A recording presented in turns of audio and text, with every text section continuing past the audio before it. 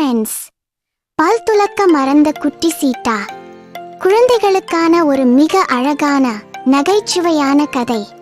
இந்த வீடியோவில் குட்டி சீட்டா காலையில் எழுந்ததும் பல் துலக்க மறந்து போகும். அதனால என்ன நடக்கிறது தெரியுமா? வாங்க வீடியோக்குள்ள போகலாம்.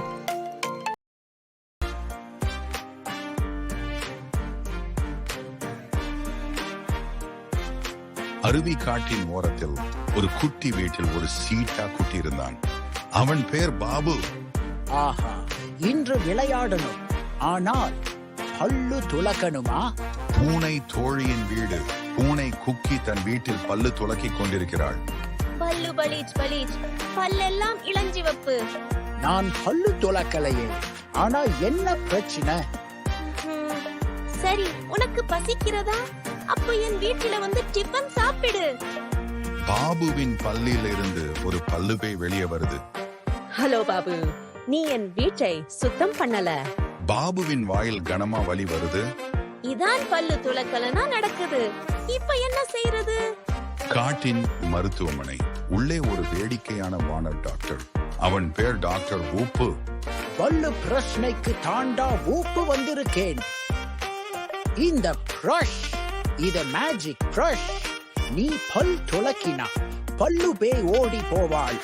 அடுத்த நாள் காலை பாபு எழுந்ததும் பல்லு துலக்க ஆரம்பிக்கிறான். சுண்ணாம்பு வாசனையுடன் பளிச்சு பளிச்சு பல்லுபை சின்ன சத்தத்தில். இது என்ன சுத்தம்? நான் போகிறேன், எனக்கு இங்கு வேலை இல்லை. பல்லுபே வாசலுக்கு புறப்பட்டு பறக்குது. பாபு சிரிக்கிறான். ஹே ஹே, இனிமே எல்லா நாளும் பல்லு துலக்கிறேன்.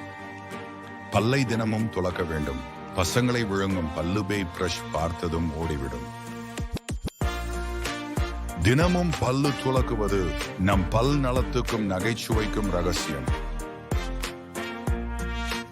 ஹலோ ஃப்ரெண்ட்ஸ், தினமும் பல் துலக்கலன்னா என்ன பிரச்சனை வரும்னு பார்த்தீங்களா? அதனால நீங்களும் தினமும் பல் துலக்கணும், சரியா? சரி, வீடியோ பிடிச்சிருந்தா லைக் பண்ணுங்க, ஷேர் பண்ணுங்க, சப்ஸ்கிரைப் பண்ண மறக்காதீங்க. மீண்டும் சந்திக்கலாம். நன்றி நண்பர்களே. See you, bye.